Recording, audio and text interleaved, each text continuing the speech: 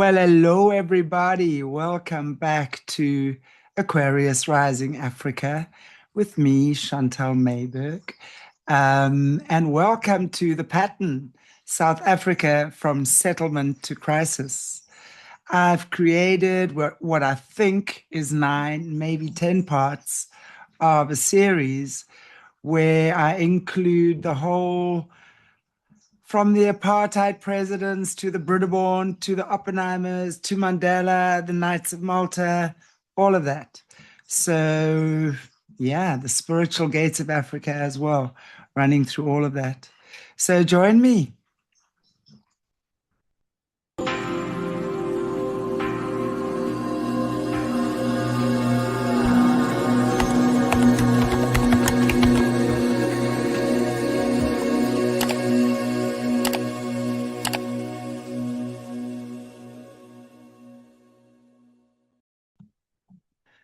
Okay, welcome everybody to the pattern, South Africa from settlement to crisis.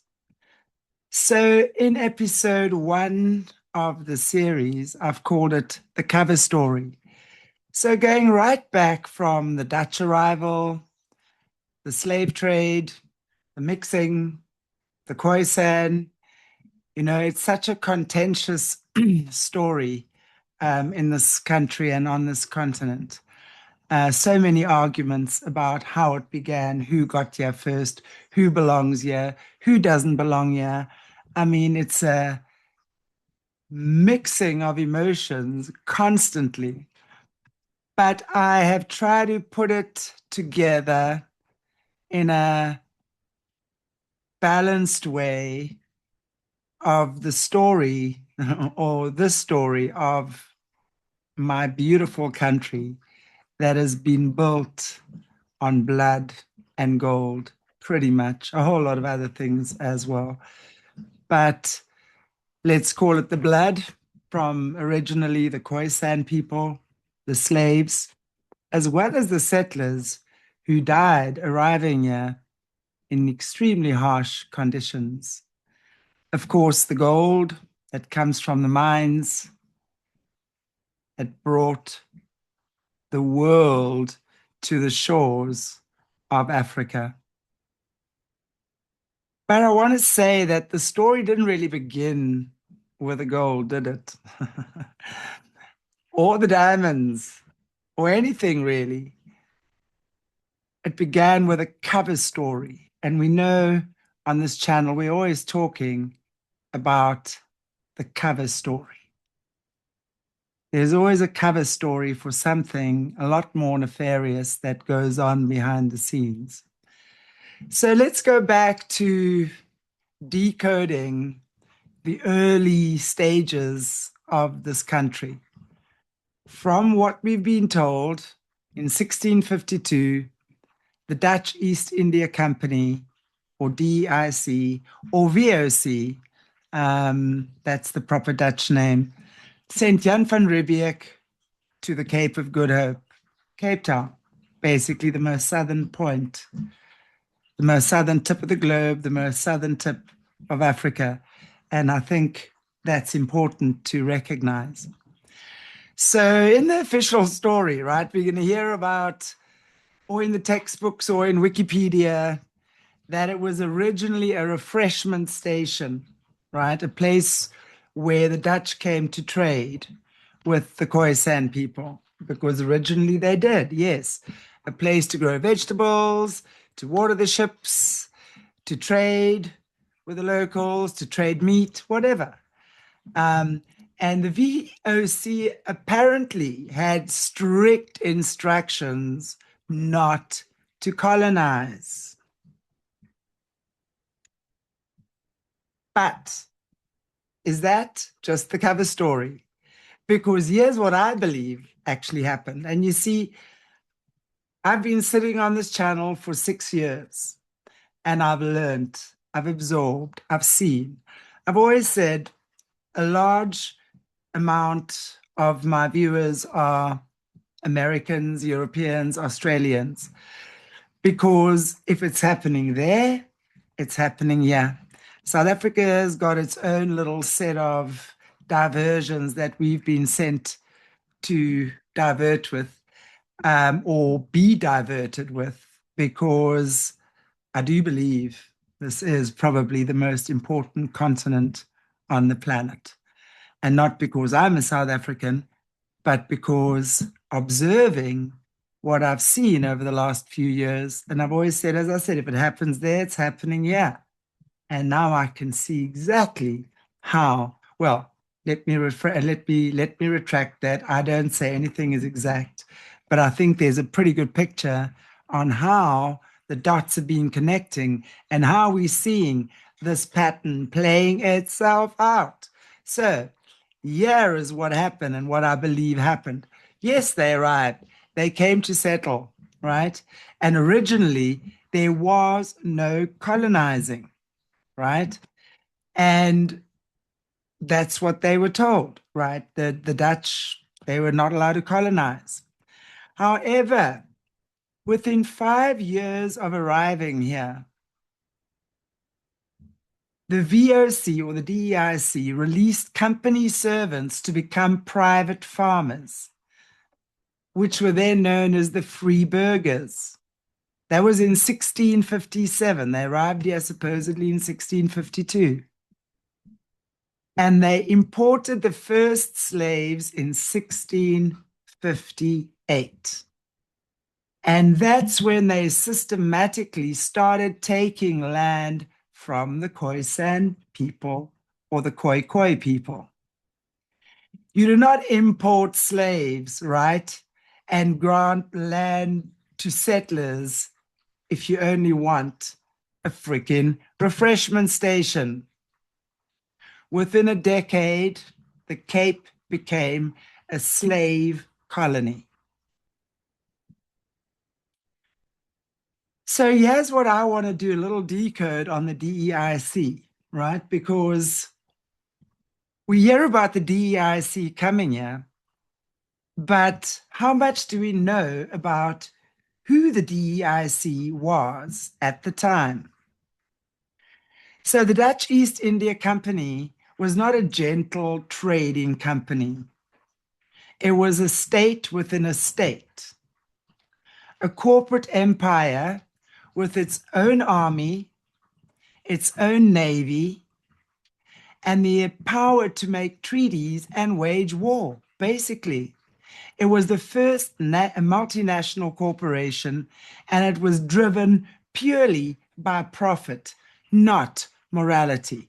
I want to just actually draw up a few things here, bring up a few things on the VOC or DEIC, same thing, right? They industrialized human commodification. The VOC didn't just trade in spices. They built a massive intra-Asian slave network stretching from Madagascar to Batavia, which is now modern-day Jakarta, and to Cape Town. They didn't own slaves in the transatlantic sense at first. They traded and used enslaved people from India, Ceylon, and the Indonesian archipelago to build their cities, row their galleys, and harvest their nutmeg.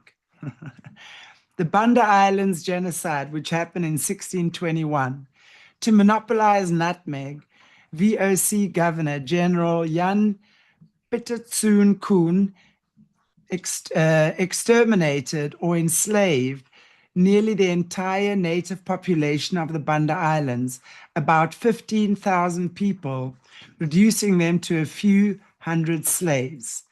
That wasn't a secret. That was actually written into their logs.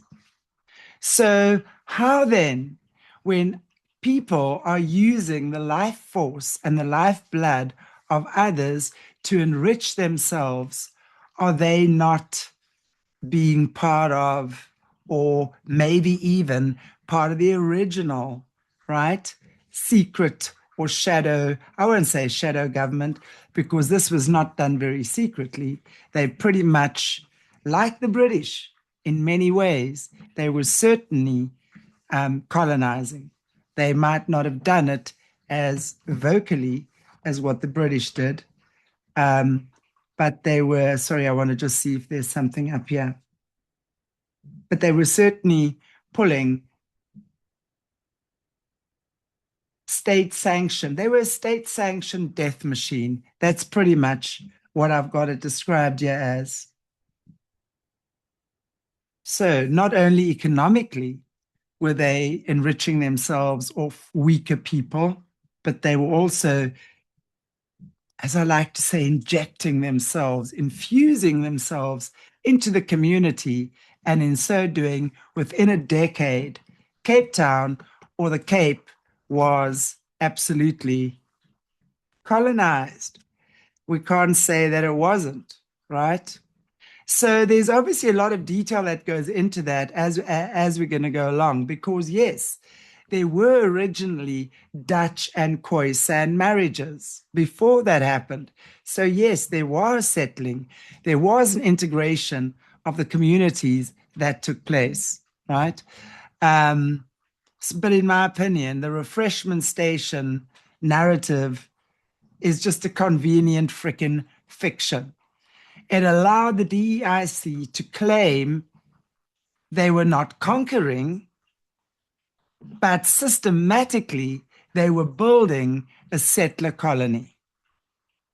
So, how do we dismantle this? Now, let's look at a question that most histories or history avoids. Where did the slaves come from? There's so many questions around this, and there's so many arguments and wars around this. So I've kind of over time tried to see, as far as what I could, how this came about. But slavery is older than humanity, pretty much, or as old as humanity. It wasn't started in Africa or in America. I mean, in this case, the Dutch bought slaves from wherever the hell they could freaking get them. They bought them from Portuguese and French slavers because the Portuguese were already running slave ships from the 1400s. They bought them from African chiefs who captured and sold people from their rival tribes. They bought them from Asian slave markets in Batavia, India, Ceylon. I mean, they were just buying slaves wherever slaves were available. I mean, also, for sure, they also captured slaves directly, didn't they? I mean, most notably, I think in 1658, there was a Dutch ship, the Amersfoort, intercepted a Portuguese slave ship off the coast of Angola and brought 174 slaves to the Cape. By 1808, over 60,000 slaves had been imported to the Cape. These slaves came from Madagascar, Mozambique, East Africa, India, Indonesia, Sri Lanka, and Angola. Interesting. Angola still to this day speaks Portuguese. Black slave traders absolutely existed. And I know that's something a lot of people don't like to speak about. The transatlantic slave trade was not a story of Europeans simply capturing Africans. I mean, it's a system that had already been existing for many centuries and deep roots for sure into this continent. There were powerful African kingdoms and empires, actually, like the Asante Empire, Dahomey, the Oyo, and I hope I'm pronouncing that correctly, captured and sold prisoners. I mean, prisoners of war were exchanged for firearms, textiles, everything. It was a time in history where anything and everything was for sale. I mean, I can't say people were extremely civilized during these times, right? The overwhelming majority of people sold to Europeans were not slaves of their own societies. They were originally free people who'd been captured during war times. So Many of the slaves were not only Africans, they were all sorts of races that came from everywhere. So the Dutch did not invent slavery in Africa, neither did the British. They plugged into a system that already existed and they expanded on it exponentially. For sure, they expanded on this on a industrial scale. So, how do we reorganize this? And again, I think a lot of history, or the history I've been taught, has left this out. The Dutch did not only bring their own people, they encountered the Khoisan, they traded with them, and they intermarried with them. That was in the beginning, absolutely. There are well documented cases of Dutch settlers marrying Khoisan women. The most famous case was of Krotoa or Eva, a Khoi woman who married a Dutch surgeon. And she actually served as the interpreter between the Dutch and the Khoi people. So from these unions of like the Dutch settlers, Khoisan women, and later slaves, because slaves were of many nationalities, new people were born, like a new nationality known as the Griqua people, spelled Griqua. They were known as the first mixed race people of South Africa. And again, a lot of what's not acknowledged is that genetic analysis shows that most Afrikaner people, in other words, white-skinned people in this country, have Bantu and Khoisan genes. I have them. I mean, I've never gone for a DNA analysis, but some of my family members have. And I've got Bantu and Khoisan genes, as well as a medley of European DNA. And that's why I say, us white South Africans, we are a tribe on our own, right?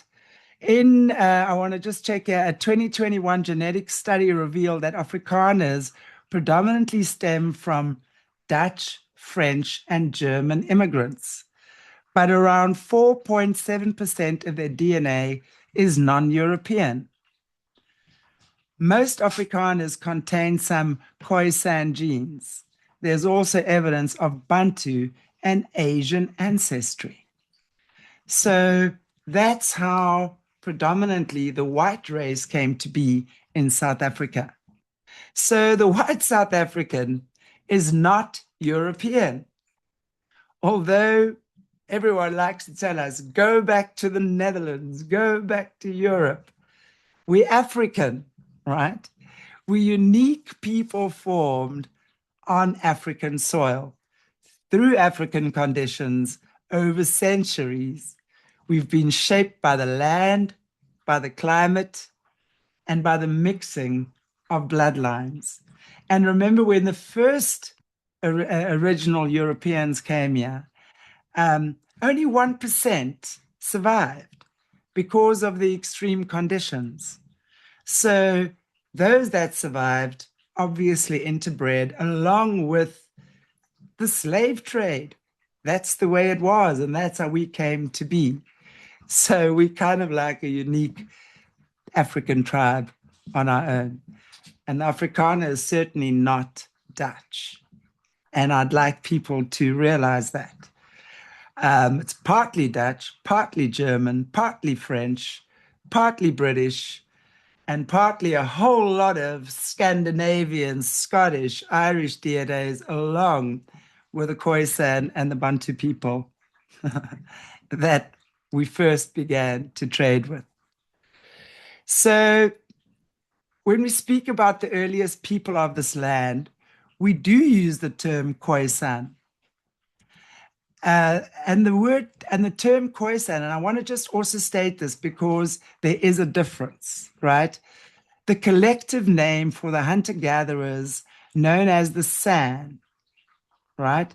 And the pastoralists known as the Khoi or the Khoi. So these are the descendants of the oldest continuous human culture on Earth. So the term Bushman and the term Hottentot, and also obviously we heard the K word, right, which is illegal, were colonial labels imposed by Europeans, often derogatory, inaccurate, right, and definitely no longer used. So Hottentot, Bushman, K-word, absolutely not. Those were very derogatory terms used by, yes, European colonizers.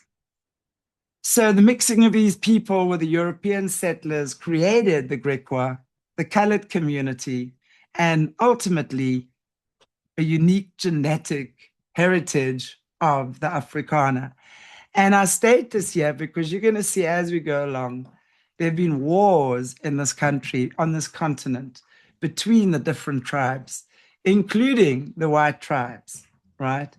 So it's very interesting when we start unpacking how it was, how it began, right? And I believe definitely it did not begin with just the Dutch settling and they were first settlers and never violent colonizers in the beginning.